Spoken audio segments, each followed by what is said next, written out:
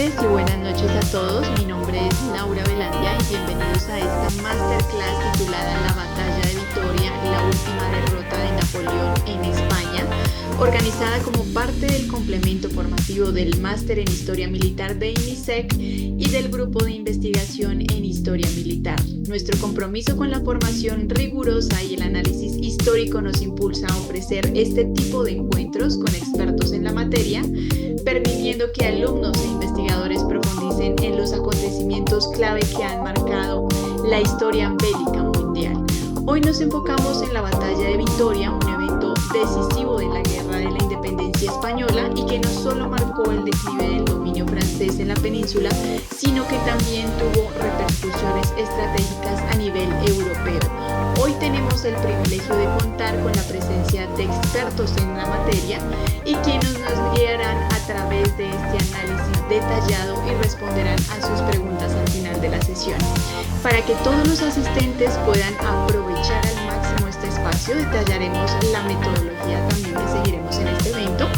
Vamos a iniciar con la presentación del ponente y exposición principal por parte de Jonathan Jacobo. Luego seguiremos con el bloque de preguntas y respuestas. Recuerde que al finalizar la presentación tendremos un espacio para responder sus dudas.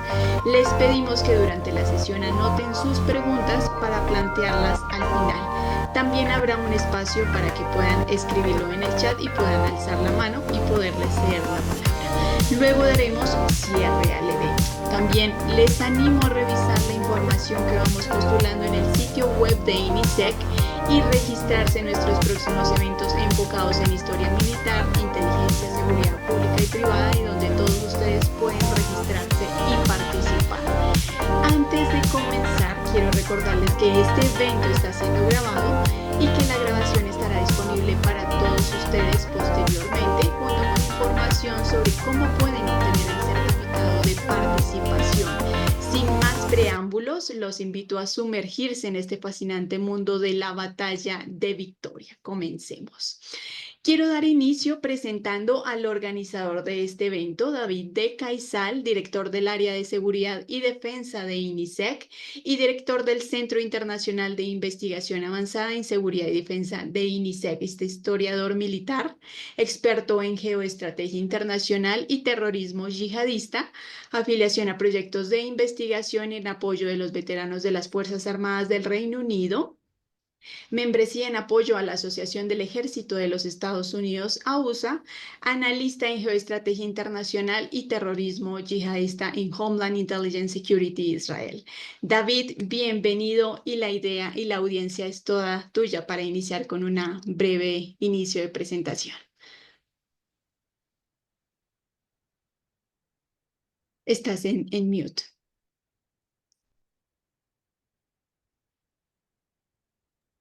Sí, disculpar. Muchas gracias, Laura, por la presentación. Nada, ante todo, hacer una breve descripción histórica y una breve reflexión y resumen de la conferencia que nos va a dar el profesor Jacobo Jonathan Barsuali en esta tarde de hoy sobre la batalla de Vitoria. Recordemos, para centrarnos y ubicarnos en un aspecto histórico, que la batalla de Vitoria fue librada el 21 de junio de 1813 entre las tropas francesas que escoltaban a José Bonaparte en su huida y un conglomerado de tropas británicas, españolas, portuguesas, al mando de Arthur Wellesley, duque de Wellington. Recordemos que la victoria aliada va a sancionar la retirada definitiva de las tropas francesas de España, con la excepción de Cataluña, y evidentemente pues, va a forzar a Napoleón a devolver la corona al país a Fernando VII, finalizando de esta manera pues, así la Guerra de la Independencia Española. Tras esta decisiva derrota de los franceses en la batalla de los Arapiles, las tropas napoleónicas se vieron incapaces de detener al ejército aliado en ese camino a Madrid, lo cual pues, va a hacer que se evacúen esas tropas en julio de 1812. Al mes siguiente, Wellington va a entrar en la capital y, tras despegar unas divisiones en la zona, para asegurarla, va a marchar con el grueso del ejército hacia el norte, donde va a asediar la ciudad de Burgos. Sin embargo, los franceses van a resistir en la plaza fuerte y se van a formar y van a forzar a la retirada a partir del 21 de octubre.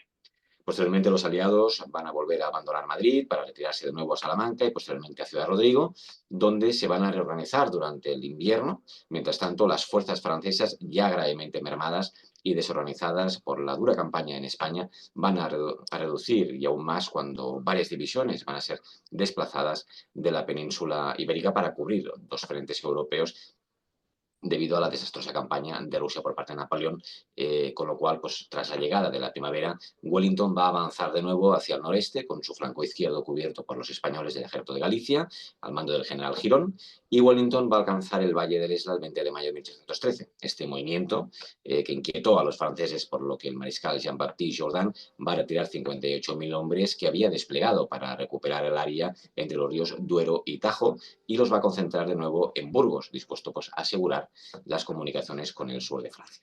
Y sin más preámbulos, te paso la palabra, Laura, para que presentes a nuestro ponente y nos introduzca de nuevo en esta interesante batalla de Vitoria como el último gran enfrentamiento militar de Napoleón en España.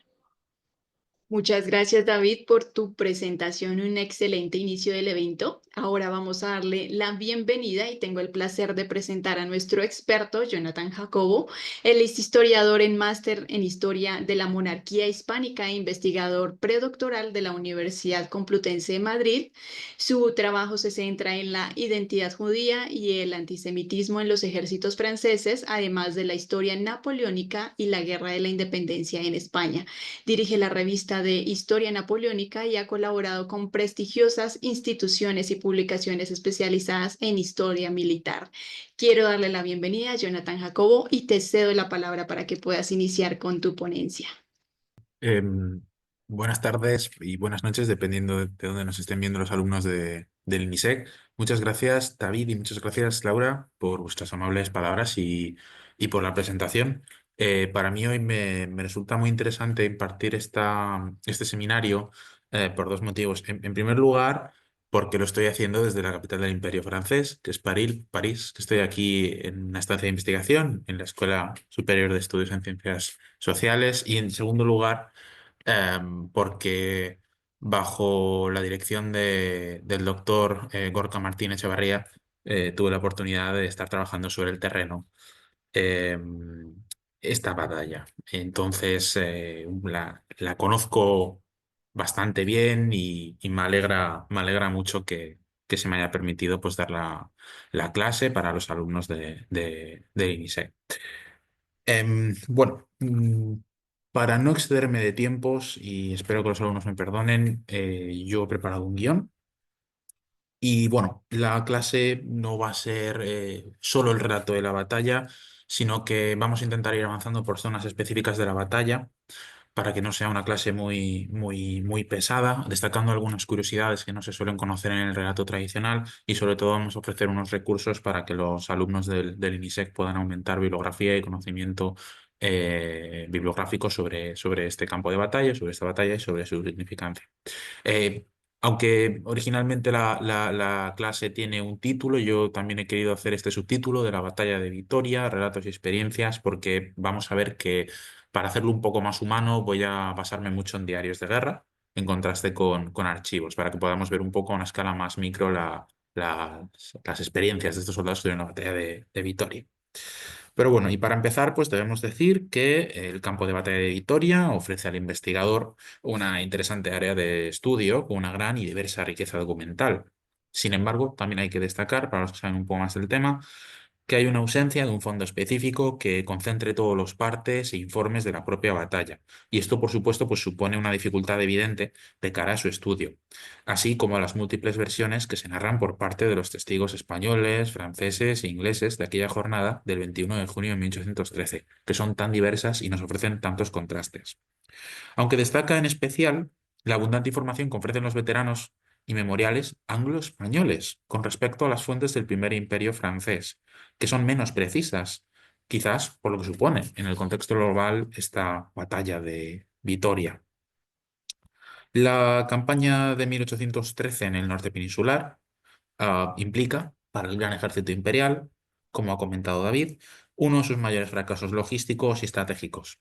El propio barón de Marbotte, un ayudante de campo famoso en la Guerra de Independencia Española, de nombre Jean-Baptiste Antoine Marcelin, señala esto en sus memorias, y cito: experimentamos tales reveses que a finales de 1813 nuestros ejércitos tuvieron que volver a pasar los Pirineos y abandonar totalmente España, que tanta sangre nos había costado. Cierro cita. El eco de la derrota en los montes y las llanuras de Vitoria incentivó la moral, por ejemplo, a varios kilómetros del territorio español, de los alemanes en su guerra de liberación del mismo año de 1813. De hecho, el historiador Alexander Mikaberidze atribuye la flaqueza francesa en este contexto de 1813 al desgaste y movilización de recursos para ser enviados al frente alemán y las guerras de liberación alemanas en 1813, y no atribuye tanto esta crisis que arrastraba el gran ejército imperial en España a la campaña de Rusia de 1812. Es decir, que el gran hándicap que arrastran los imperiales a la hora de defenderse en 1813 en varios frentes estaría más ligado a la guerra de liberación alemana que a la propia campaña de Rusia de 1812, siguiendo las tesis del profesor Alexander Mikaberidze. Bien. Vitoria, por supuesto, costó al rey José Bonaparte su cargo como comandante en jefe de las fuerzas imperiales en el país y gran parte del patrimonio saqueado para la corte josefina. Hubo evidentemente numerosas bajas entre las tropas y una pérdida de la iniciativa francesa, perdón, hasta el relevo que ofrecería el mariscal Jean de Diez-Soult entre julio y agosto de 1813, en lo que algunos investigadores califican como una revancha francesa, una última campaña final, un último aliento, que culminará con los desastres de las batallas de San Marcial y San Sebastián. Sobre las pérdidas de la batalla de Vitoria, pues varían las fuentes notablemente entre diversos testimonios. Por ejemplo, Fraser señala un contingente imperial en el que encontramos hasta 7.900 bajas, de las cuales más de 4.000 eran heridos, más de 2.000 prisioneros o desaparecidos. Y dentro de todo este conjunto, solo 756 bajas específicas serían de caídos en combate. Pues tenemos que tener en cuenta que cuando se habla de bajas se mezcla desaparecidos, heridos, caídos en combate, y tenemos que diferenciar dentro del conjunto de bajas el subgrupo. Entonces, Fraser, por ejemplo, solo señala 756 caídos como defunciones dentro de este total de fuerzas francesas estimadas en unos 60.000 hombres franceses, o mejor dicho, imperiales de la Gran Armée para la batalla de Vitoria. Y por cierto, hasta 130 piezas de artillería solamente en el bando imperial. En cambio, otro historiador, Jean Chagamon, hablaba solamente de 720 fallecidos, unos 4.000 heridos y 3.000 prisioneros.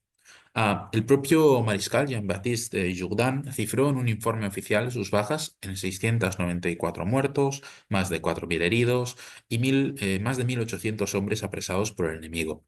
Aunque vamos a una escala micro, para comprender mejor estas cifras, cabe destacar el memorial del 28 Regimiento de Infantería de Línea francés, a través del cual observamos que, por ejemplo, entre los batallones primero y tercero, no se llega a rebasar la cifra de los 50 fallecidos y 200 heridos sobre un total de la suma de los dos batallones, 1.500 hombres. Por lo que se podría concluir que quizás cuando se habla de historia militar, las cifras siempre se muestran a la alza, pero cuando accedemos a las fuentes primarias, podemos relativizar todos estos aspectos.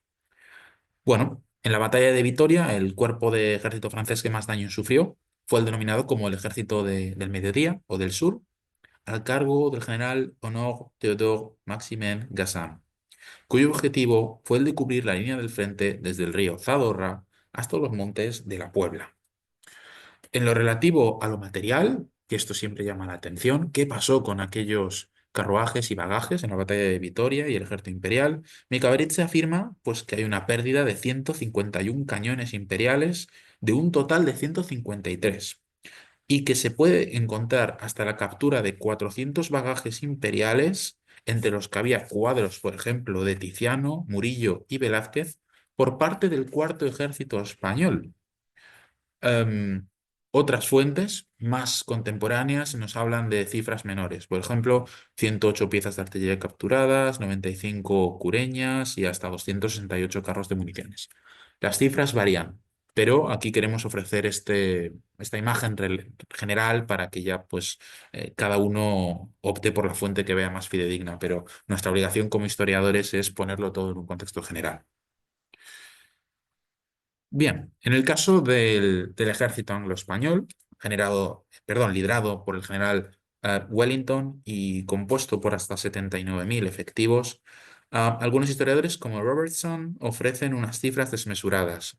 Por ejemplo, más de 5.000 pérdidas entre los cuerpos ingleses y los comandados por Morillo y Longa, frente a casi 8.000 francesas. En cambio, quizás algunas de las cantidades más ajustadas se localizan en el estudio de Burnham y Ron McGuigan, que junto a San Ramón hablan, por ejemplo, de solamente 509 fallecidos, 2.941 heridos y 223 desaparecidos entre los regimientos propiamente dependientes de la administración británica y los cuerpos portugueses aliados.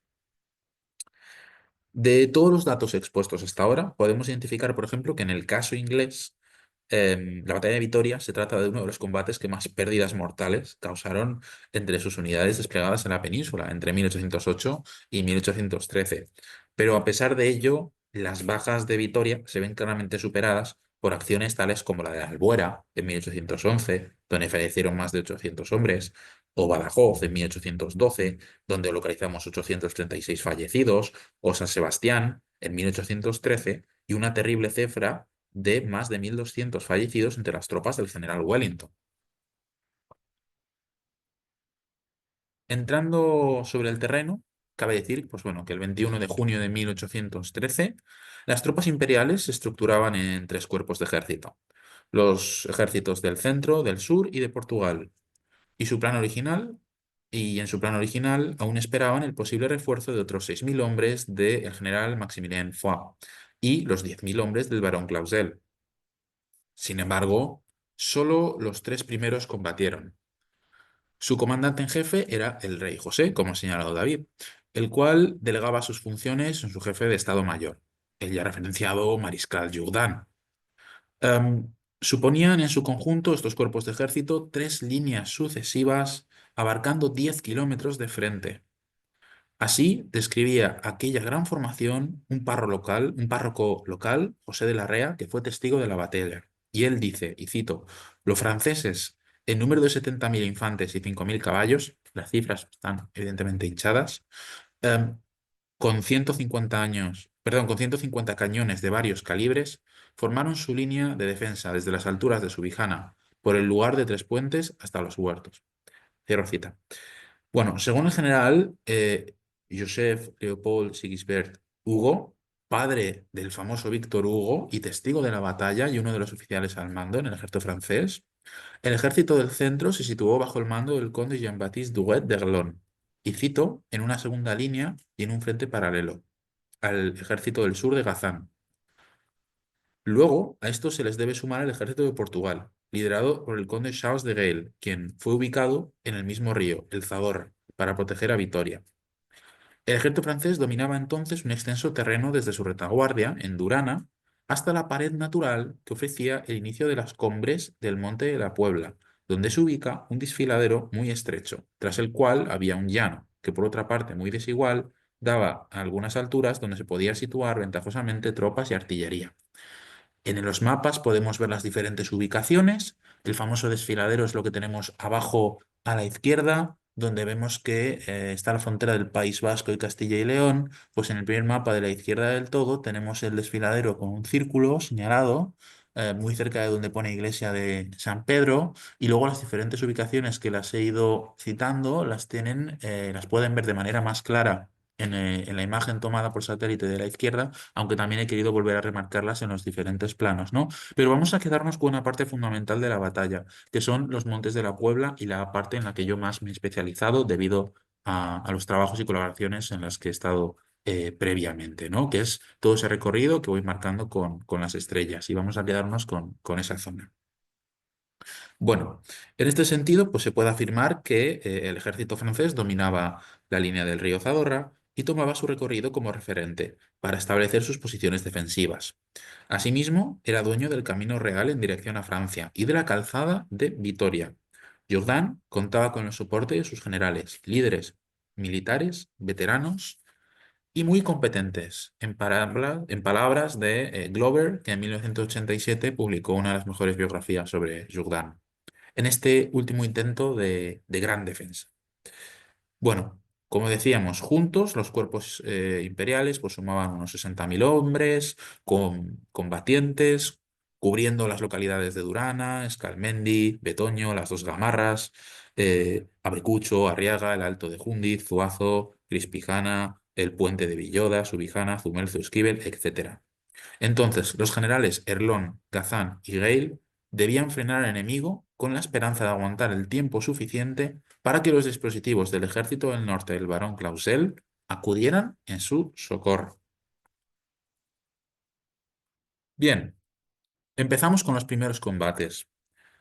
A las 4 de la mañana del 21 de junio de 1813, Jourdan acudió a la llamada del rey José Bonaparte para comenzar el reconocimiento final del campo de batalla, instalándose tras ello cerca de la división de infantería dirigida por el general Leval, a las 6 de la mañana, en el pueblo de Ariñez. Será en este punto, en el pueblo de Ariñez, donde el monarca reciba la noticia del inicio del avance inglés. No obstante, José I y su Estado Mayor francés se retiraron hasta Zuazo, cediendo un considerable terreno a las tropas y artillería inglesas a lo largo del día. Por su parte, el general Gale destinó hasta 2 divisiones de caballería entre las 11 y las 12 para cubrir el camino entre estas dos ubicaciones y su conexión con Vitoria, a la vez que debía auxiliar a las tropas en Gamarra Mayor. Los primeros avances en el flanco izquierdo inglés se localizan entre las 7 de la mañana y las 8 de la mañana del 21 de junio de 1813, alcanzando el famoso General Picton que tienen en pantalla la localidad de Hueto Abajo a las 8 de la mañana, donde permaneció hasta las 11:30. En el extremo izquierdo del ejército de Wellington, quien había trazado su estrategia en las alturas de Nanclares de la Oca la noche del 20 de junio, el general Graham avanzó por el camino de Bilbao, con sus fuerzas apoyado por el general Longa y una brigada portuguesa alrededor de las 12 de la mañana. Juntos debían tomar las posiciones de Aranguiz, Durana y las dos Gamarras. En este movimiento arrebataron además hasta 6 cañones a los imperiales, y estuvo presente John Douglas, del tercer regimiento de Royal Scots, quien describe así la toma de Gamarra Mayor. Simplemente vamos a fijarnos en un segundo en el mapa de la izquierda. Las últimas ubicaciones que he señalado serían en el centro del mapa, donde tenemos las estrellitas que tenemos arriba. Y ahora vamos a ver lo que hacen las tropas de ese costado, las tropas británicas que están en ese costado donde están las estrellas en dorado en el mapa, junto a las imágenes de Wellington y Picton y el avance que van a hacer. Y vamos a ver cómo lo describen estos soldados británicos. Bien, como decía, John Douglas, del tercer batallón del regimiento Royal Scots, describe así la toma de Gamarra Mayor, que es uno de los combates más sangrientos en ese primer avance británico en horario de mañana. John Douglas dice, y cito, «En poco tiempo llegamos a la cumbre de una colina, y ante nosotros se veía la ciudad de Vitoria, rodeada de columnas francesas. Así marchamos a la villa de Gamarra. Alcanzamos la villa y fue una escena de fuego y lluvia de azufre. El enemigo fue empujado a través de la villa y a lo largo del río Zadora». Aquí tenemos una imagen de los Royal Scots a la izquierda. Y este es el combate de Gamarra, que se puede visitar a día de hoy el pueblo. Está en la explanada de Vitoria. Se puede identificar la iglesia. El pueblo está casi idéntico y si tienen oportunidad de ir, pues bueno, es uno de los puntos centrales de ese combate del flanco izquierdo eh, del ejército anglo-español frente a los franceses en su primera iniciativa y ofensiva, aunque yo me voy a centrar más en los combates de la zona de la Puebla, como veremos ahora. Aquí también un par de imágenes. Hemos hablado de los bagajes que llevaba el rey José Bonaparte, de los carros, de las cureñas, de los cañones. Tenemos que tener en cuenta que los ejércitos eran una máquina administrativa con muchísimos elementos auxiliares, desde servicios de herreros, medicina, intendencia, etcétera, y contaban con todos estos bagajes. Entonces, cuando hablamos de los bagajes, en los campos de batalla ya no solo es por el patrimonio que puedan haber llevado con ellos, como fue en este caso el caso del rey José Bonaparte, que además se llevó con él muchos exiliados josefinos, sino que estas columnas de civiles o de servicios administrativos que siguen a los ejércitos son muy comunes porque de ellos dependía la supervivencia económica y física y de intendencia de los diferentes ejércitos, ¿no? Y aquí vemos otro del ejército inglés de Wellington. Bien, en lo que respecta al flanco centro-izquierda, principalmente en Ariñez, el Cerro de Júndiz y el Resalte de Zuazo, cabe destacar que fue en la primera de estas áreas en la que se situó el Estado Mayor Imperial. Cerca de su posición se encuentra lo que los testigos denominan como el Alto del Zadorra, por su cercanía al curso fluvial, el cual se situaba a tiro de cañón del puente de Villodas. Esta ubicación, correspondiente a las actuales alturas de Júndiz e Inglesmendi, conformaban, según los testigos de la época, un cerro en manos francesas, muy artillado, de figura circular que domina el valle. Los miembros del 71 Regimiento de Infantería Ligera Escocesa identificaron la elevación como una altura que dominaba el Zadorra, la cual estaría, por ejemplo, coronada y rodeada de hasta 100 piezas de artillería, para que veamos la magnitud, y numerosas columnas de infantería. Sobre las 3 de la tarde, las unidades imperiales emplazadas aquí se vieron forzadas a retroceder. Wellington era testigo entonces desde su posición entre Nanclares y el Zadorra de cómo las fuerzas de Jourdan retrocedían hasta Zuazo, estableciendo en su zona más elevada una nueva línea de artillería, que la tenemos en la derecha del plano, donde vemos la imagen de los cañones y vemos un poco la extensión que creemos que podría haber tenido aquella línea de artillería y la zona más elevada o más óptima donde podrían haberse ubicado esas artillerías por la diferencia de altura que hay entre las diferentes zonas y la dirección que tiene de tiro hacia el enemigo. Bien, entonces desde el séptimo punto, Zuazo de Vitoria, donde estaría la esplanada de la artillería, se pretendía dominar el Camino Real, el frente del centro, su costado izquierdo hasta las dos Gamarras y el flanco derecho hasta los Montes de la Puebla. Es decir, se quiere dominar. Vamos a ver los mapas. Aquí tenemos la ciudad de Vitoria, pues digamos a lo que sería viéndolo desde el mapa, a la izquierda de donde pone Vitoria-Gasteiz, hay unos polígonos industriales y entre esos polígonos industriales está esta zona que hemos de hecho de Zuaz, que es la que tenemos aquí en el mapa. Y ahí habría una línea de artillería y columnas de infantería que habían retrocedido hasta allí después del combate de Gamarra y los avances británicos en la zona superior del plano y la zona donde tenemos las estrellas doradas que les señalo aquí.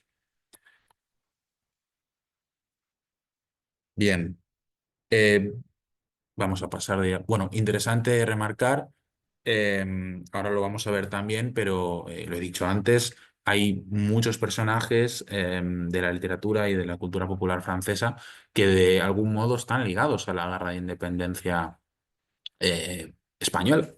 ¿Por qué? Porque sus padres eran oficiales y generales y militares.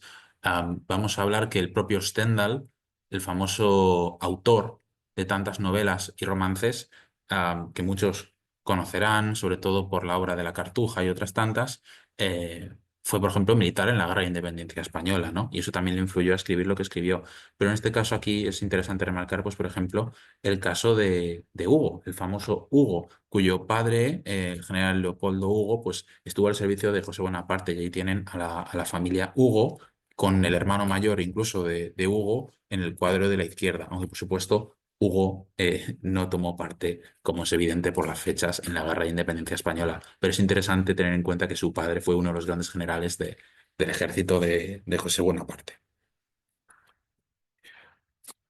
Aquí simplemente vemos más detalles sobre la artillería y las posiciones de la artillería y algunas de las ubicaciones que hemos estado mencionando, donde están los dos cañones. Vemos que el terreno del campo de la batalla de Vitoria a día de hoy evidentemente ya no es el mismo, ha sido muy, muy modificado debido a los polígonos industriales, las autovías, autopistas, etcétera. Pero bueno, es interesante que contrastemos respecto al mapa de hoy en día dónde se encontrarían estos despliegues de tropa, ¿no? Y donde están esos dos cañones arriba en la imagen sería la zona de Zuazo, donde habría una gran línea artillera aguantando. Y luego, simplemente para que el que no lo conozca, algunas referencias de cómo funcionaban, ¿no? Los cañones y el sistema de artillería napoleónica, podemos resumir en que hay tres modelos de calibre. El calibre se hace según el peso de la bala. Sería el de 4 y de 8 y 12 libras, aunque durante algunas épocas del Imperio se modificó porque también existió el modelo de 6 libras y evidentemente estas dimensiones y estos calibres van variando dependiendo del contexto, ¿no? Como puede ser, por ejemplo, los casos de artillería o de fortalezas costeras o en territorios de ultramar, por ejemplo, en el Caribe, donde podemos encontrar baterías costeras pues, de hasta 24 libras. Pueden imaginarse el tamaño del cañón y el tamaño de la bala y lo que pesa, ¿no? Que eso un solo individuo no podía levantarlo. Y para quien no sepa cómo funcionan también los sistemas de artillería, esto funciona de una manera muy similar a un arma de avancarga. Todo parte de que el cañón tiene un oído. Este oído hay que mantenerlo siempre, es como se llama a la perforación superior que hay en el cañón, lo podemos ver en la imagen del medio a la izquierda, donde un suboficial tiene una aguja constantemente consigo y antes de realizar cada tiro, primero tiene que despejar el oído y ver que no está obstruido. Y una vez se han metido las cargas, que son sacos de pólvora, que es lo que tenemos delante y detrás de la bala, y una vez se han introducido estas cargas, el oficial hace una perforación con la aguja, perdón, el oficial no, el suboficial hace una perforación con la aguja, rellena el oído por encima con un poquito más de pólvora y ya prende la mecha. Y abajo, pues un ejemplo de artillería de 8 libras, que por cierto se usó este calibre también en la batalla de Vitoria y a lo largo de la guerra de independencia.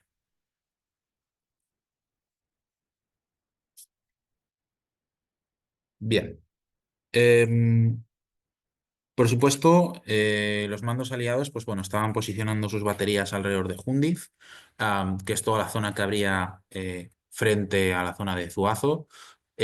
¿Por qué? Porque esta zona, como hemos dicho al inicio de la batalla, es la zona donde se posicionó por primera vez el rey José con su Estado Mayor. Hay un retroceso y entonces ese espacio lo toma Wellington y ahí establece su línea de artillería y se supone, según algunos relatos, que empiezan a haber un intercambio de disparos entre las diferentes baterías artilleras. Junto a estos, la tercera división pues se hizo con el pueblo de Margarita y entre ambos cuerpos pues, se tomaron 18 cañones imperiales.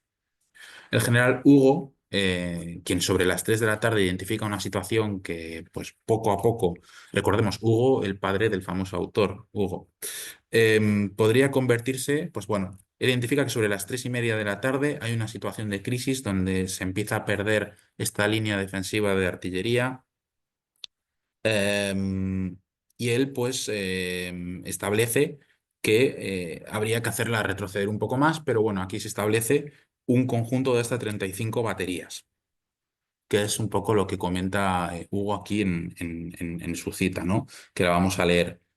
Hugo dice, había visto un parque de artillería en una hondonada cerca del camino de Vitoria. Me dirigí allí rápidamente y ordené situarla sobre un cerro, Zuazo. Está contando un poco la fase previa, cómo hay una retirada desde Jundiz y tienen que rehacer todo el ejército imperial en esta zona de Zuazo.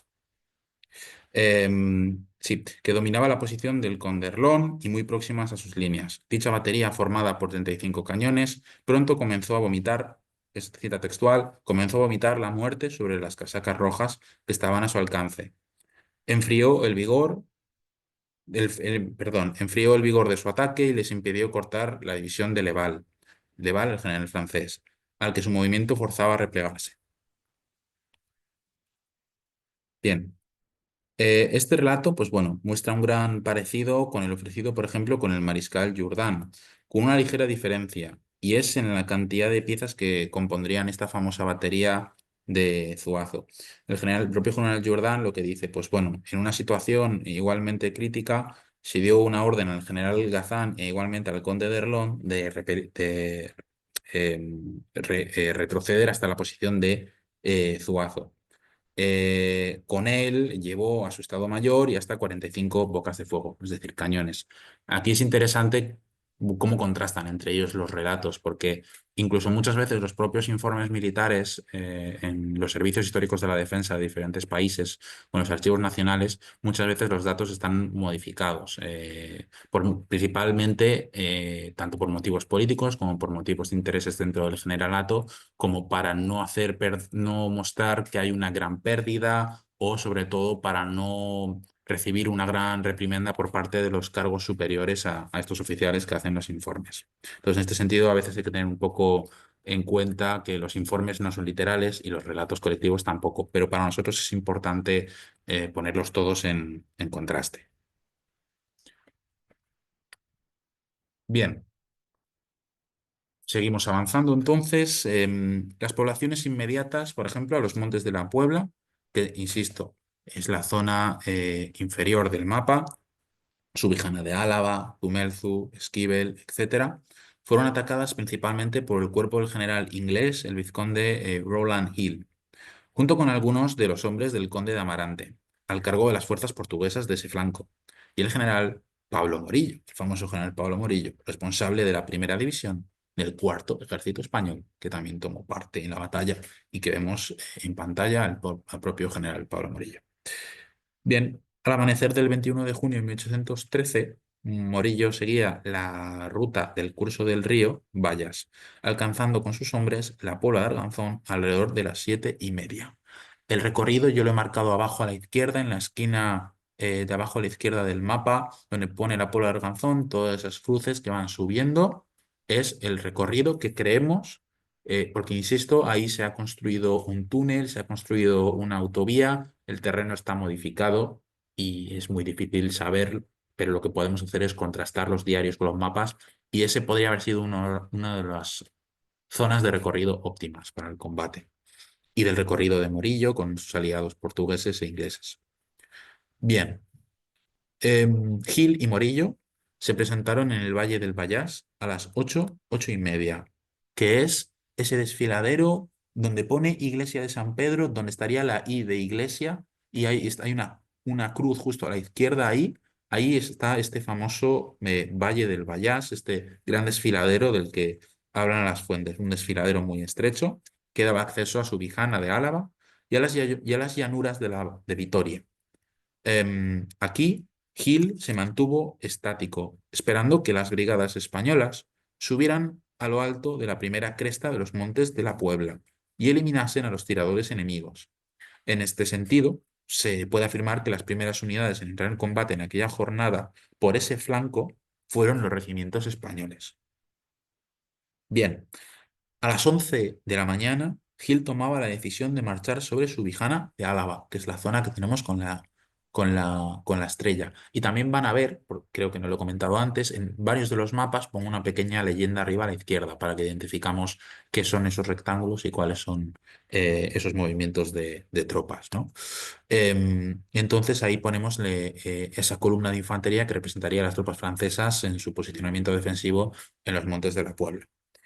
Em, entonces, desde las 9 de la mañana, según testigos de la época, se había oído tiroteo por la parte de la Puebla y Vitoria, es decir, la zona del lado de los Montes de la Puebla que dan a la llanura de Vitoria, a la zona alavesa. El avance del vizconde, Gil, permite al ejército entonces inglés establecer una línea de ataque entre las posiciones del centro de la batalla y las laderas de los montes en el flanco derecho aliado. Así lo describe entonces el mayor Simmons del 95 Regimiento de Rifles. Simmons dice así: tan pronto como el general Hill hubo inaugurado aquel baile, evidentemente lo romantiza, aquel baile atacando a la derecha del enemigo, nos desplazamos al costado del río. Continúo. Em, Bien, la misión entonces del general Gil era vital, pues junto a Morillo, quien estaba situado en las alturas, podían aislar los cuerpos franceses que defendían los montes de la Puebla. No obstante, los imperiales trataban a toda costa de hacer llegar a las tropas defensoras refuerzos desde los pueblos de las laderas.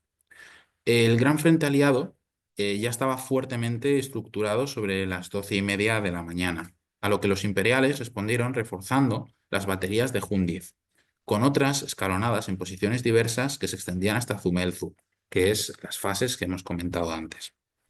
Estos cañones ubicados en el resalte al otro lado de la población bombardearían Subijana de Álava, que la tenemos marcada, tomada con facilidad por los ingleses al estar el dispositivo francés concentrado en los combates de los montes que tenemos abajo en la parte inferior del mapa entre las 12 y la 1 del mediodía. Asimismo, otra batería del general Tiglet, también con su foco en la misma población, es decir, Subijana de Álava, al norte de la primera batería mencionada, abrió fuego sobre la infantería inglesa.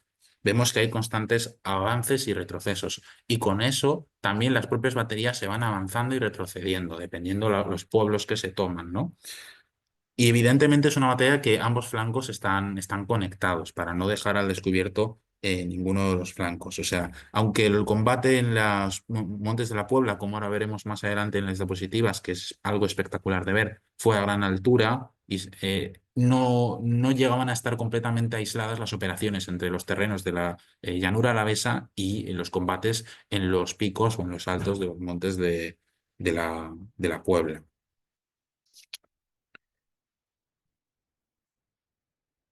Perdón, bien. Aquí señalar algunas imágenes interesantes sobre el terreno. Me he tomado la licencia de aportar algunas fotografías de grupos de recreación histórica en la batalla de Vitoria para que veamos un poco el terreno.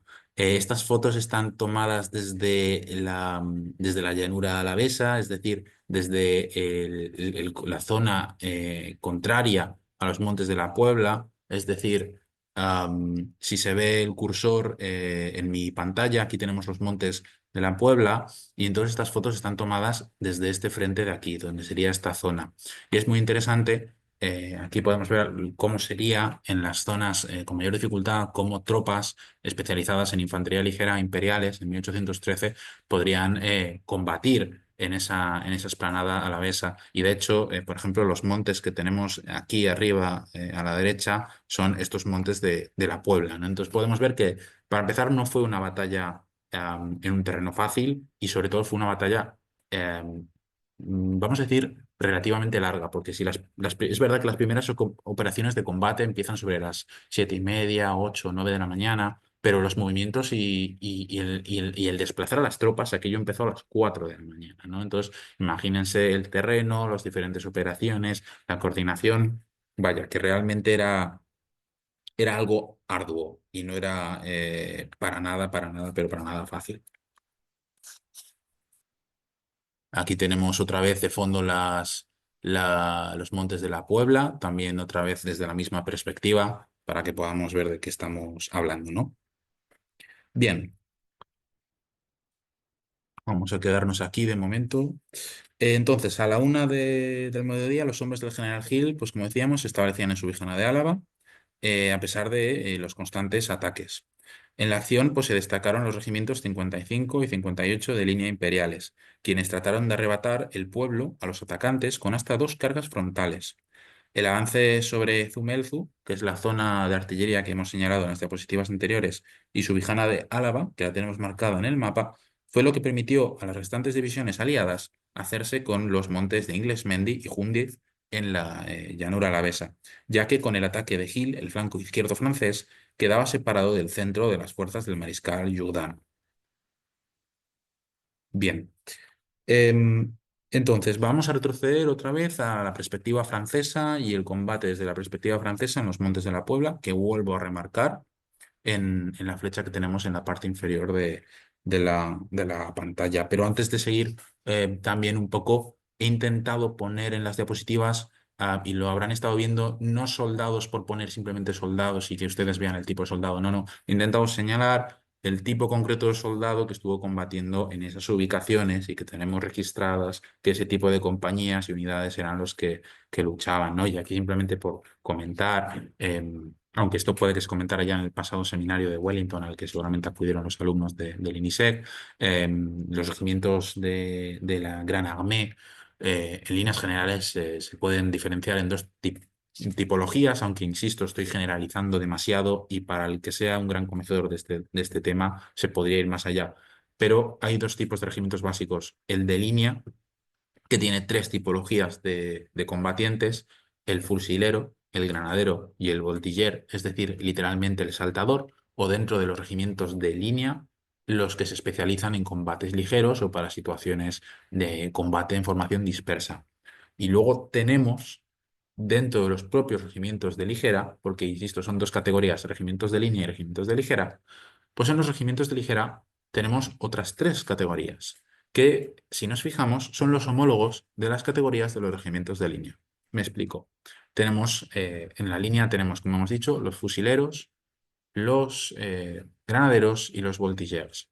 Pues entonces, en los regimientos de ligera tendríamos los cazadores, que sería el equivalente al fusilero, el carabinero, que sería la versión del granadero en infantería ligera, y propiamente el voltiller, con las mismas funciones, pero dentro de una unidad de un regimiento de ligera. Y los tenemos en la pantalla para que ustedes los puedan ver. ¿Por qué? Porque estos regimientos, estos funcionaban por compañía. Un regimiento de ligera pues tenía su compañía de carabineros, su compañía de voltilleres y su compañía de cazadores. Es decir, para que no se me entienda a mí mal, no estamos hablando de regimientos enteros de carabineros, de voltillers ni de cazadores, sino que un regimiento de ligero tiene esas tres especialidades. Creo que se me entiende, pero si no, puedo atender luego las consultas o dudas de los alumnos. Pues este tipo de infantería ligera, eh, auxiliando a algunas de infantería de línea, fueron las que combatieron con un aspecto muy similar al que ven en pantalla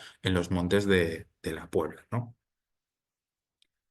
Bien, entonces, al salir el sol, el 21 de junio de 1813, en un terreno muy nublado y húmedo, a consecuencia de las ligeras lluvias, el general Morillo y sus hombres recibieron a los pies de los montes de la Puebla las órdenes del general Gil para flanquear las alturas de la derecha en dirección a Vitoria, en donde se creía que el enemigo estaba pues, en posesión, eh, a las 8 de la mañana y sin posesión. Y a las 8 de la mañana se les descubrió y se rompió un vivo fuego sobre ellos, según las fuentes.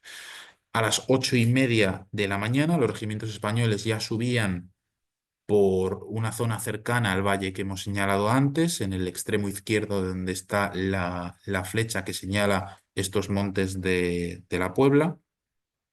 Y entonces se acercan a su destino, que sería una de las primeras elevaciones de este recorrido de los montes de la Puebla, cerca de la ladera. Creemos que podría ser, el relato tradicional dice que podría ser cerca de la torre de la Peña María, pero algunos de los últimos trabajos arqueológicos hechos y realizados por algunos colegas podrían un poco modificar este relato tradicional y descubrir nuevas líneas de acceso y de recorrido de la batalla en este terreno.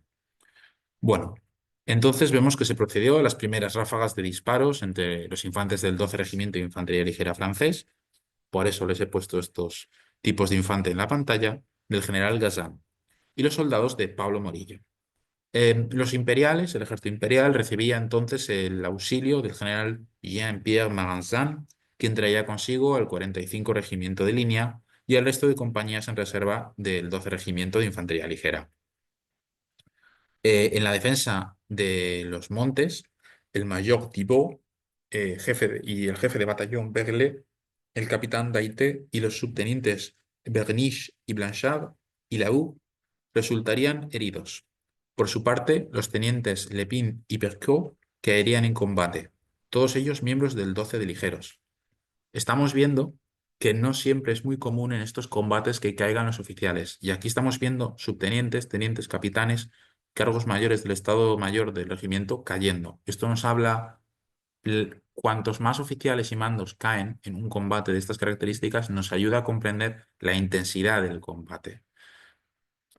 El desgaste entonces, pues bueno, de la infantería francesa fue notable, gracias al combate en guerrilla de la tropa del oficial español, de Morillo, hecho que él mismo expone en sus informes. El propio Morillo dice, y cita: iban batiendo el espeso bosque que cubría aquellos cerros. Cierro cita.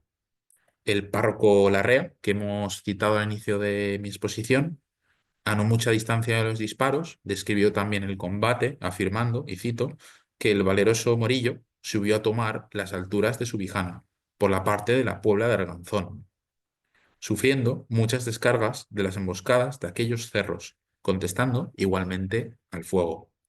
Cierro cita.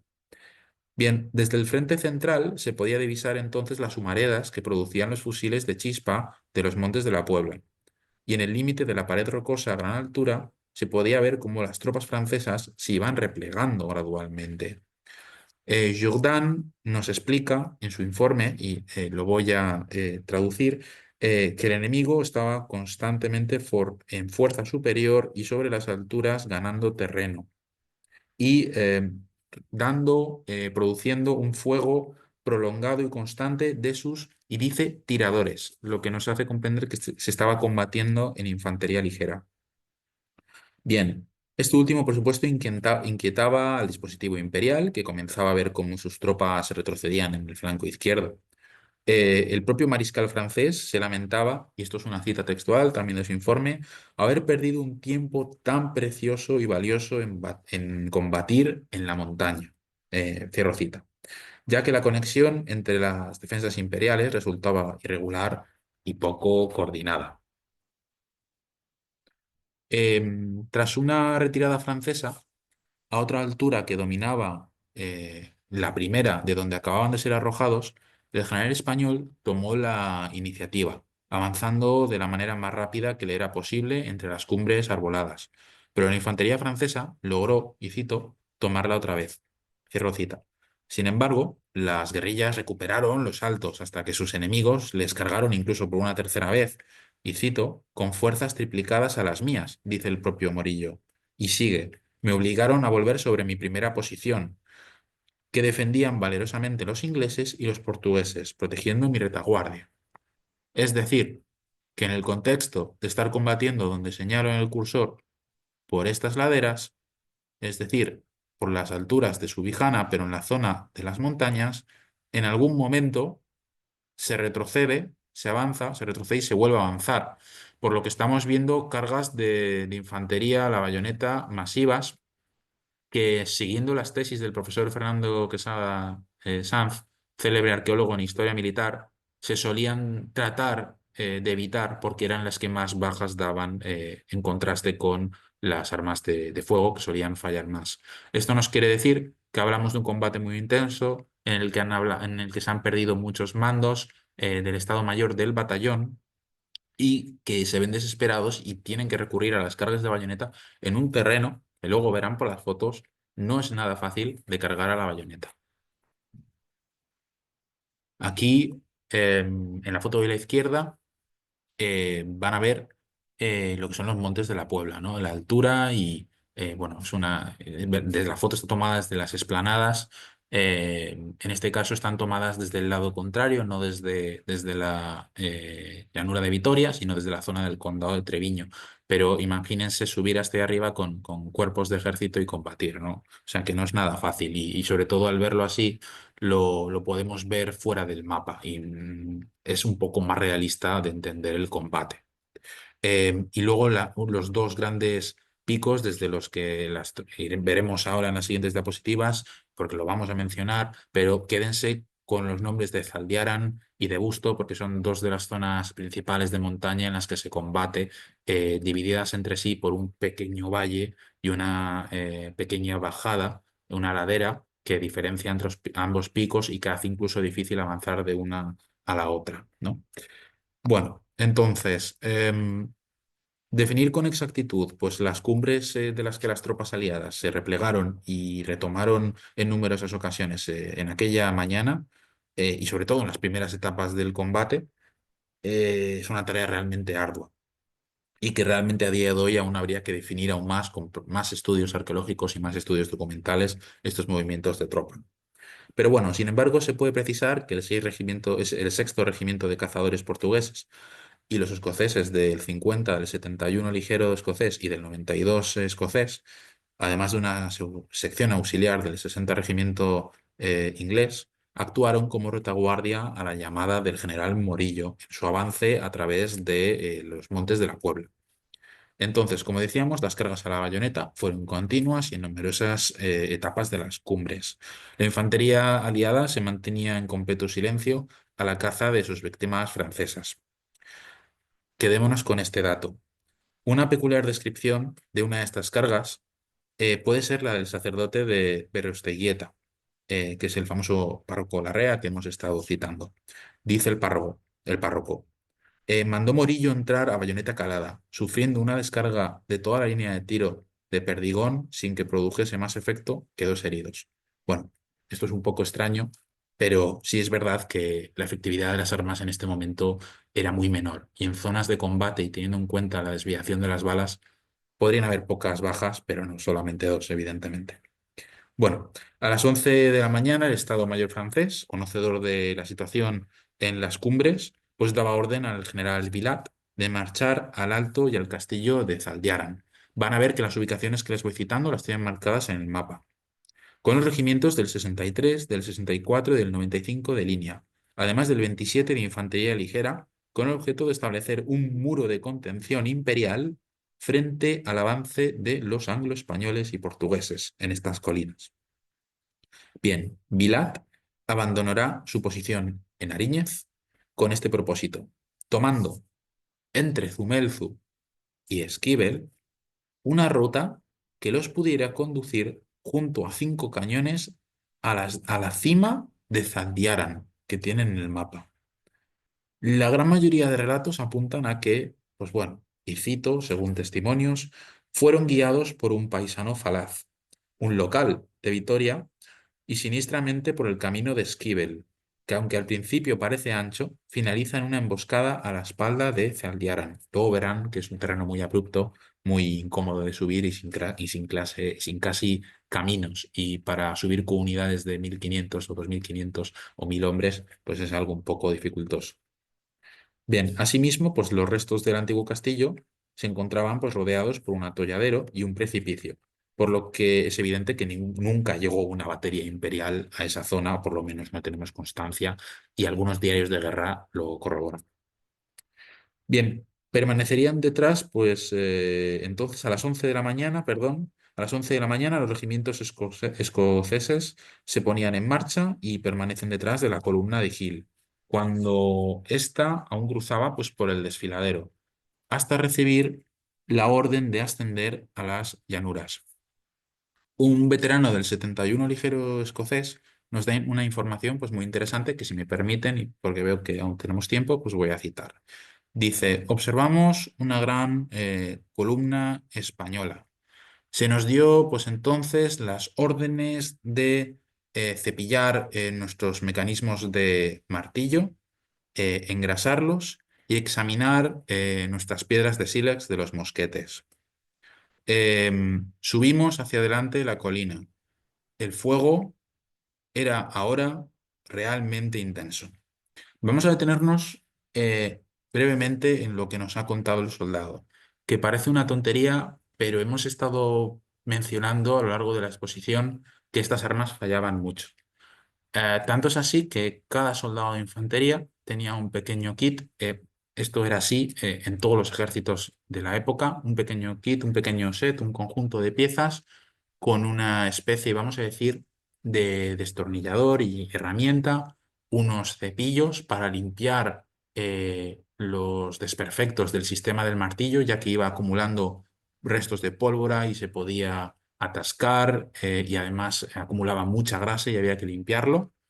Entonces, lo que nos estamos diciendo es que antes de cada combate, incluso en el propio ciclo de la batalla, los mandos de las unidades paraban a las tropas y decían, vamos a revisar los mecanismos de disparo porque nuestras armas no tienen un índice de acierto muy elevado y los mecanismos de disparo son muy sensibles.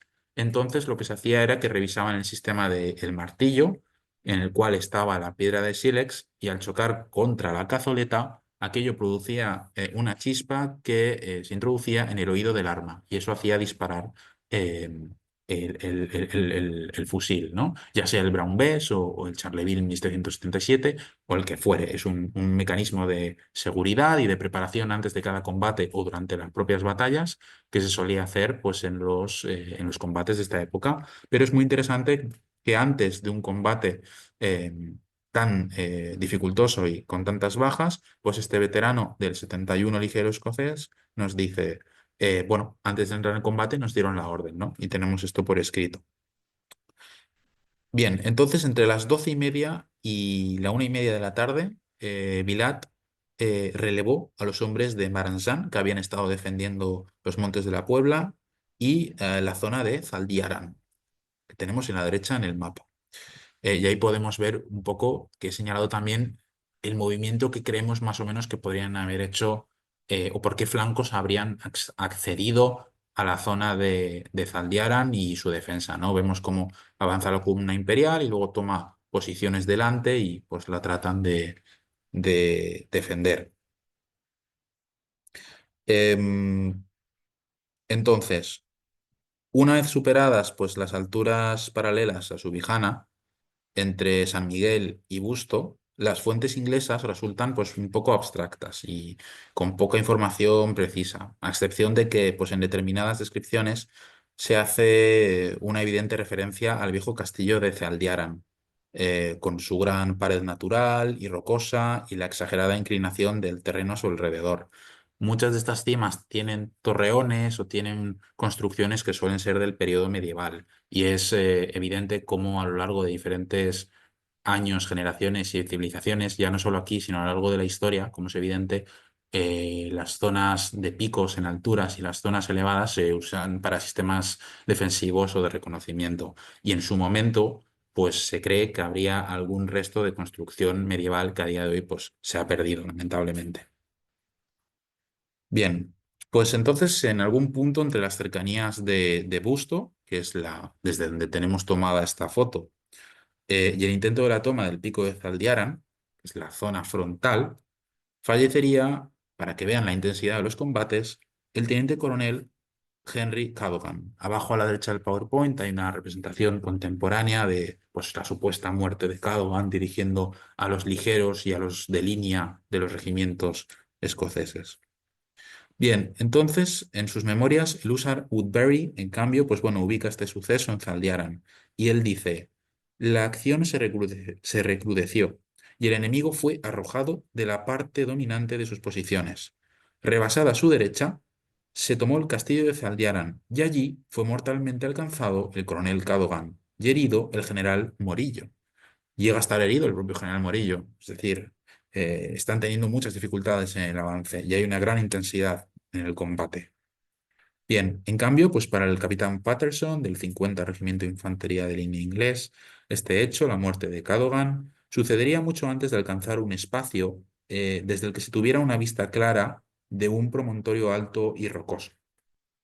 Por su parte, el suboficial Sinclair del 71 Regimiento Ligero Escocés recuerda este hecho casi al inicio de las acciones, donde aún no se divisaba claramente la altura contraria, es decir, muy hacia el inicio de los combates que estábamos explicando en los montes de la Puebla.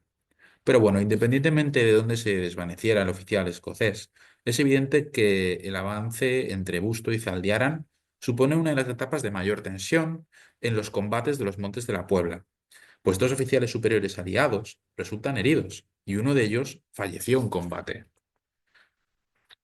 Por otro lado, la narrativa documental en el caso inglés se detiene mucho en los combates entre estas dos zonas, Zaldiaran y Busto, y las remarcan mucho más de lo que se podrían remarcar todos los combates que hay entre los diferentes pueblos y localidades que hay frente a Vitoria en la llanura alavesa. Por ejemplo, es muy interesante destacar, hemos hablado antes de la importancia de el cuidado de las armas previo y durante el combate, ya que eran un poco inestables en cierto sentido, aunque una gran tecnología para ese momento y para nada atrasadas en lo que se refiere a tecnología militar. Pues en palabras de Sinclair, en su diario, él dice que entre Busto y Zaldiarán llega a disparar hasta 108 salvas de fuego. Esto es muchísimo. es muchísimo, teniendo en cuenta que muchos de estos militares, o normalmente, no se suele llevar no se suele llevar más de 100 cartuchos. De hecho, normalmente lo normal es que los cartuchos siempre en las cartucheras de estos soldados, tanto del ejército británico como el francés, solo se lleven pues entre 50, 60, cifras no exageradamente altas. Estamos hablando de que Sinclair nos dice que llegó a hacer hasta 108 salvas de fuego ese día en los combates de Vitoria, lo cual nos dice que, bueno, aquí dedicaron muchas horas, se detuvieron, los avances no fueron los esperados y hubo bastante fuego de fusilería. Bueno, entonces en su avance, pues por la cresta de los montes, los aliados, pues curiosamente serán sorprendidos sobre la una por un cuerpo imperial confundido con tropa española. Como hemos dicho antes, que nos quedáramos con que algunos relatos dicen que tropas francesas esperaban escondidos en las colinas. Una fuente de época nos dice, muy interesante, que por la ropa y por cómo iban vestidos y por la apariencia de esos soldados imperiales, fueron confundidos con tropa española. Es decir, imagínese un combate en las cumbres con columnas de humo por los disparos, la niebla del propio día, el terreno boscoso, hasta el nivel de llegar a confundir uniformes, abriendo fuego y creyendo que eran tropas aliadas y de repente resulta pues que son tropas enemigas que se abalanzan y cargan contra las unidades anglo-españolas. De hecho, esta sorpresa pues se la llevó el 71 Regimiento Ligero Escocés, que quedó devastado tras esta confusión con tropas imperiales francesas, las cuales pues cargaron sobre ellos tras una salva de fusilería. A lo que le siguió, pues, como decimos, una carga de bayoneta del 36 Regimiento de Línea Imperial y los Voltigeurs, es decir, la compañía de ligeros del 27, a través de lo que se describe como la vertiente que domina Zumelzu y Subijana, desde la vista, la perspectiva de Busto, que es lo que tiene en la parte inferior de la imagen. Bueno, esta matanza y retirada pues llegará a su fin cuando los escoceses, cubiertos por el 50 de línea inglés, se vean cobijados por las tropas del general Hill, que se encontraba a los pies de la ladera. Entonces, tras retomar sus posiciones cerca de la cima de Busto, las fuerzas aliadas plantearon otro avance a través de la depresión natural que pueden ver ustedes que hay entre Busto y Zaldiaran, el monte de enfrente.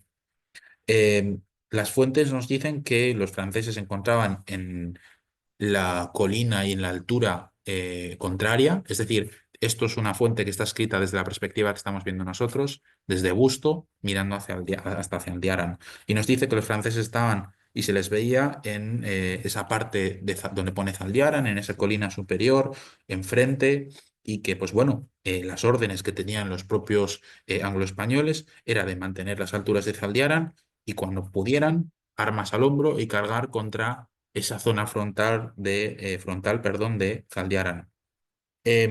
Literalmente, en una de las citas se llega a decir que los calzados de las tropas, el calzado de la tropa anglo-española ese día acabó completamente perforado y desgastado de la cantidad de kilómetros y de lo dificultoso que era el terreno de combatir en estas alturas. Pero bueno, a las 3 de la tarde, pues el contingente francés daba comienzo a su repliegue. Villette retrocedió drásticamente en dirección a Salvatierra y, según el general Morillo, el ejército imperial francés fue perseguido hasta 3 leguas más allá de la batalla de Vitoria. En los montes, el avance español continuó, y cito, su marcha por las alturas hasta salir al Camino Real de Logroño. Cierro cita. Las tropas de Morillo entonces sufrieron en los combates de la Puebla, y esto es muy interesante, más de 500 bajas, entre muertos, heridos y contusos.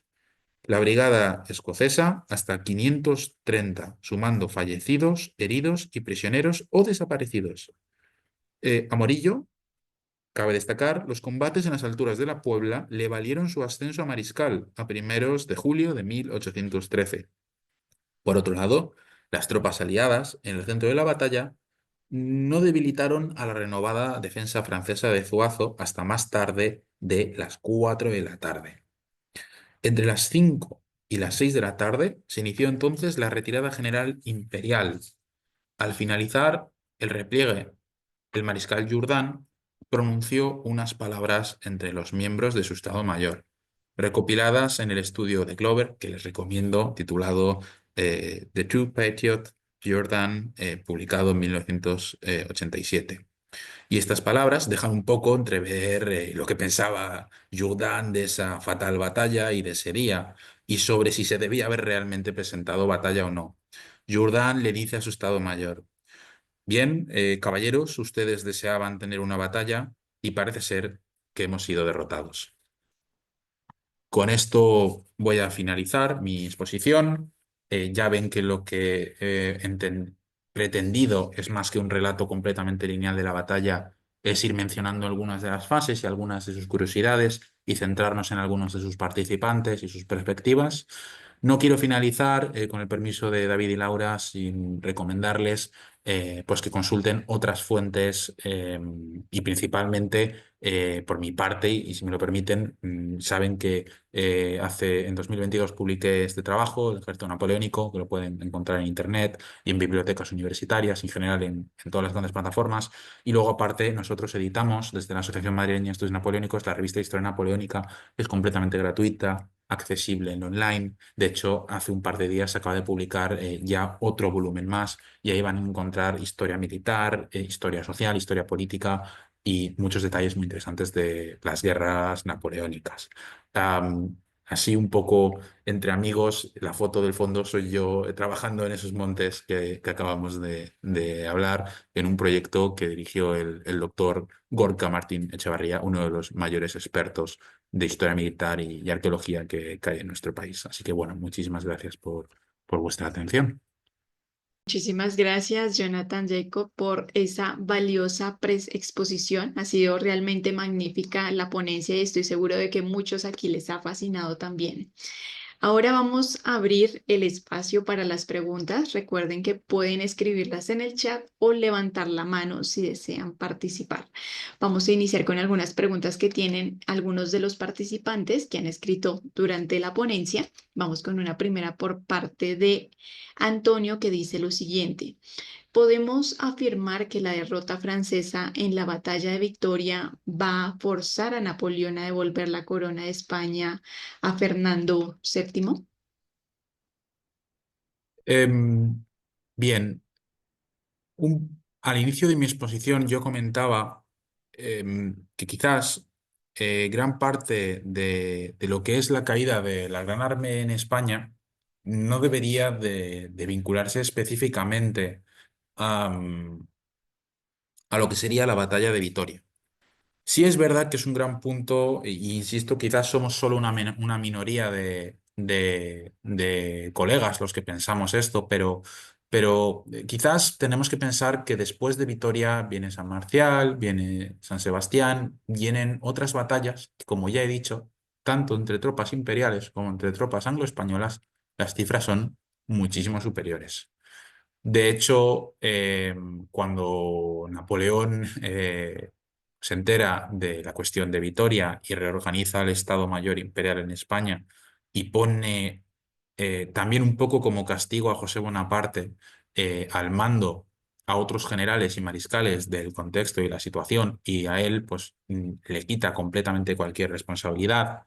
Tenemos que tener en cuenta que después de Vitoria hubo una reorganización, hubo un inmenso refuerzo de tropas, y bien es cierto que, pues bueno, no podríamos saber lo que habría pasado si se hubiera vencido en San Marcial o en San Sebastián, pero lo que es evidente es que el ejército estaba muy bien preparado, incluso después de la batalla de Vitoria, para esa segunda fase de combate. Tanto es así que en la universidad del mundo, en las universidades angloparlantes, definen esa etapa de después de la batalla de Vitoria como la gran revancha o el último gran intento, y no encontramos un ejército tan devastado. Lo que pasa es que muchos de los diarios y muchos de los relatos construidos a posguerra, pues evidentemente formulan un relato completamente devastador, porque ya están teniendo en cuenta el final de la Guerra de la Independencia y todo el contexto, ¿no? Tanto desde la óptica francesa como desde la óptica española. Pero yo solo me voy a remitir, porque tampoco quiero hacer una respuesta tan categórica, que quizás teníamos un poco que tener en contexto esto respecto a las guerras napoleónicas. La Guerra de Independencia no deja de ser parte de las guerras napoleónicas. Y hay que tener en cuenta que cada vez que está sucediendo esto, está sucediendo la Guerra de Liberación Nacional Alemana de 1813, donde se dan grandes batallas como Leipzig y todas estas sucesivas derrotas que quizás fueron más fuertes en ese contexto internacional respecto a que las batallas del propio contexto peninsular. Y espero haber respondido a la cuestión de algún modo. No me gusta cerrar o hacer una conclusión tan estricta porque hay muchas visiones sobre este tema, pero espero un poco que el alumno en cuestión se haya sentido respondido y si no, pues me puede contactar. Muchísimas gracias, Jonathan, por esa excelente respuesta y gracias también, Antonio, por esa pregunta.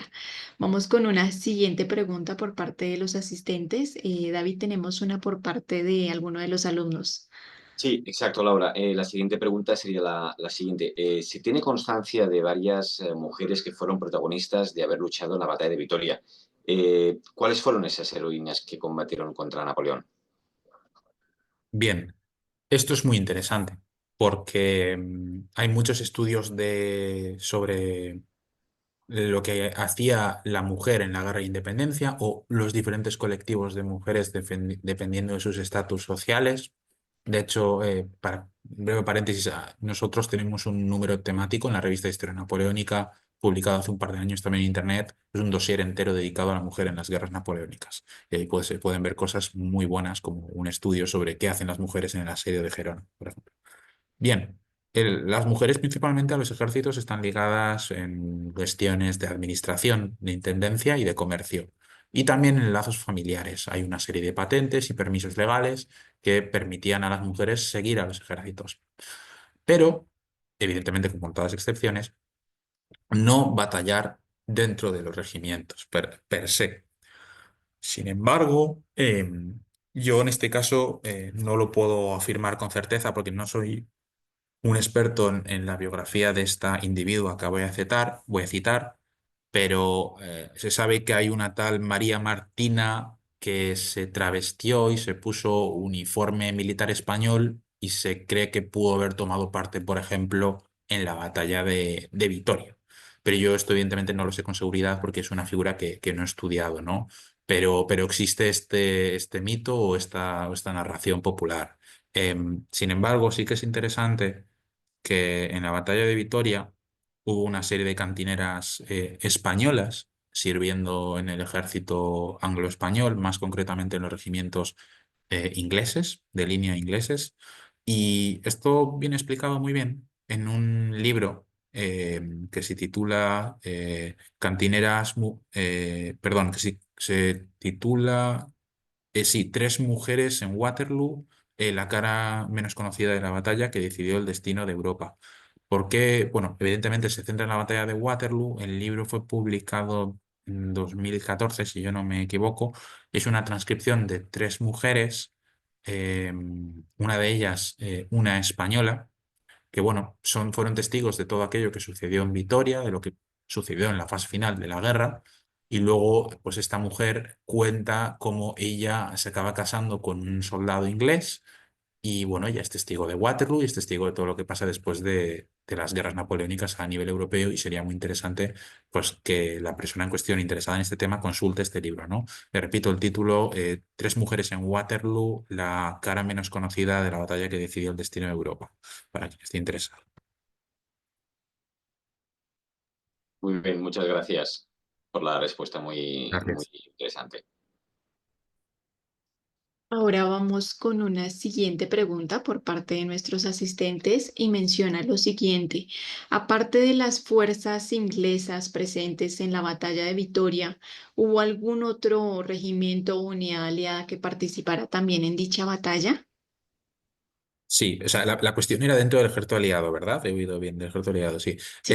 Entonces, sí, siempre se habla de ejército inglés, pero tenemos que tener un contexto de que a Wellington está al mando de un contingente de tropas aliadas, que son también, bueno, en primer lugar, lo que es evidente, los españoles y los portugueses. Pero luego, más allá, está el tema de la corona inglesa, de los territorios de ultramar y de los territorios sobre los que la corona inglesa tenía derechos en Europa, como puede ser el Hannover o algunos territorios germanoparlantes. Entonces, por ejemplo, así como curiosidad, en este ejército había hannoverianos y había muchos soldados leales a la corona inglesa de lengua alemana, así como, bueno, un dato extra que quizás puede interesar a esta persona. Pero sí, no se limitaría específicamente a ingleses españoles y portugueses, sino que había también, pues, también irlandeses, había evidentemente genoverianos y había también pues, unidades de Centro Europa que estaban sirviendo dentro de lo que es el ejército británico. Por ejemplo, también esto ya no específicamente, no es específico de la batalla de Vitoria, pero después de todo este contexto de Vitoria y con la caída de Francia, con la primera caída de Francia, porque Francia cae dos veces, evidentemente la de antes de Waterloo y la de después de Waterloo, pues en la primera caída de Francia, los británicos contaron con un regimiento muy curioso que eran les Chasseurs Britanniques, que son los cazadores británicos. ¿Por qué estaba en francés el nombre del regimiento? Porque eran exiliados franceses, católicos, conservadores, que se habían exiliado del Imperio de la República Francesa y habían servido a la corona inglesa. No es algo relativo a la batalla de Vitoria, pero sí es interesante para comprender el contexto general de los regimientos extranjeros en las guerras napoleónicas. Muchísimas gracias, Jonathan, y excelente respuesta también para nuestro público. Vamos con una última pregunta para seguir también nuestra programación en el evento. David, tenemos una pregunta también por parte de nuestros alumnos. Sí, Laura, muchas gracias. La última de las preguntas es la siguiente. Tras la dura derrota sufrida por los franceses en la batalla de los Arapiles, las tropas napoleónicas se vieron incapaces de detener al ejército aliado en su camino a Madrid, el cual fue evacuado en julio de 1812. ¿Se tiene constancia del botín que el rey José Bonaparte se llevaba a Francia tras saquear el patrimonio español? Sí, esto es muy interesante porque además es de estos documentos históricos muy importantes o de estos temas que son muy accesibles, ¿no? Por ejemplo, tanto en el Archivo Histórico Nacional como en el Archivo Nacional Francés hay copias de los listados enteros de todos los bagajes y de todo lo que se llevaba. Y además lo sabemos porque, por ejemplo, los compañeros del Museo del Prado en sus investigaciones sobre los cuadros que fueron robados con la corte josefina y que luego volvieron y luego los que se quedaron en Francia, todo esto está inventariado. Entonces, si por ejemplo alguien está interesado en poner Archivo Histórico Nacional y pone los bagajes o los trenes del rey José Bonaparte, sale todo, está completamente inventariado. Y es que además es muy interesante porque, como hemos dicho, había hasta cuadros de Tiziano que a día de hoy están en el Museo del Prado en las galerías principales, además. Es así como detalle muy interesante, esto contrasta con la política que vamos a decir, los imperiales consideraban ilustrada. Y es que hay una dualidad, y es cuando estas tropas llegan a muchas de las ciudades, lo que se hace es que se expropia o se desamortizan propiedades ya sea del clero o del funcionariado, entre comillas, civil. Y muchas de estas obras, aunque es verdad que muchas veces acaban en manos de generales, oficiales y altos cargos o acaban en París, los imperiales, ciudad que ocupaban, ciudad que, y esto es una curiosidad, proyecto de museo que hacían. De hecho, se puede decir que el Museo de Bellas Artes de Valencia fue inaugurado por el que luego sería mariscal Chauchet, y luego aquí en Madrid, donde está en Madrid, uno de los principales edificios de la Capitanía General del Ejército, eh, fue en origen un museo de historia del arte fundado por José Bonaparte, ¿no? Entonces, de estas cosas que tratamos con pinceladas, pero que han quedado un poco abandonadas por la historia y por los relatos colectivos. Gracias por la pregunta. Muchas gracias, Jonathan, por la respuesta, por la amplia respuesta en cuanto al bagaje, ¿no? Y de todo aquello que el rey José intentó expoliar en España tras su marcha a Francia y también por tu brillante exposición. Muchas gracias a vosotros. Es un placer. Vamos a dar paso a David porque fue una excelente ronda de preguntas lo que tuvimos acá para que dé también unas palabras finales de lo que vimos hoy en esta masterclass. Muchas gracias, Laura. Bien, en esta masterclass que nos ha impartido el profesor Jonathan Jacobo Bashuali, enfocada pues, a la batalla de Vitoria y sus consecuencias, también me gustaría pues, hacer una breve pincelada de consecuencias de esa batalla a nivel España y a nivel, evidentemente, dentro del contexto histórico internacional de las guerras napoleónicas. Esa batalla librada en 1813, que como él muy bien ha ido detallando a lo largo de la conferencia, tuvo importantes consecuencias para la guerra de la independencia en España y también para la historia europea. La victoria, por ejemplo, las consecuencias en España, recordemos que la victoria aliada pues, forzó esa retirada definitiva de las tropas francesas de España. Fernando VII volvió al trono español. Como consecuencias en Europa, fortaleció la coalición antinapoleónica, contribuyó a la caída de Napoleón, marcó el inicio del fin del dominio napoleónico en España. Como otras consecuencias remarcables a tener en cuenta, pues inspiró esa composición de la obra sinfónica de Wellington's Victory, de Ludwig van Beethoven. Austria, por ejemplo, que hasta entonces había dudado en unirse o no a la nueva coalición antinapoleónica, entró de nuevo en la guerra.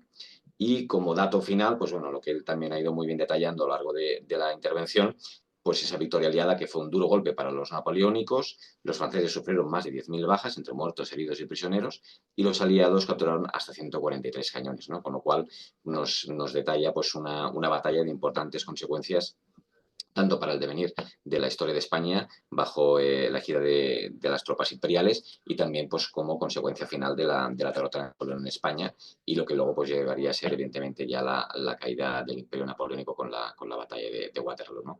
Y con ello pues esta breve repaso de esa consecuencia final de la batalla de Vitoria y sobre todo también pues darle las gracias a Jonathan por esa excelente exposición sobre dicha batalla. Muchísimas gracias, David, y muchísimas gracias, Laura. Espero que los alumnos, pues bueno, hayan podido coger ciertas cositas de este relato y sobre todo estoy a su completa disposición y también a proporcionarles toda la bibliografía y material que precisen. Muchas gracias. Muchísimas gracias, David, por esas excelentes palabras y gracias también a ti, Jonathan. Ahora llegamos al final de esta masterclass. Agradecemos sinceramente al profesor Jonathan Jacobo por esa magnífica presentación. Y desde el Instituto Internacional de Estudios en Seguridad Global, INICE, queremos dar las gracias también a todos los participantes y asistentes y ponentes que estuvieron el día de hoy. Ha sido un increíble espacio de conocimiento y ronda de preguntas por parte de todos. Antes de despedirnos, les recordamos que pronto recibirán un correo con el acceso a la grabación de la masterclass y también información de cómo obtener su certificado de participación. Además, los invitamos a visitar nuestro sitio web y conocer todo sobre próximos eventos que estaremos desarrollando. Muchas gracias a todos y nos vemos en un próximo evento internacional. Gracias y buenas tardes y noches a todos.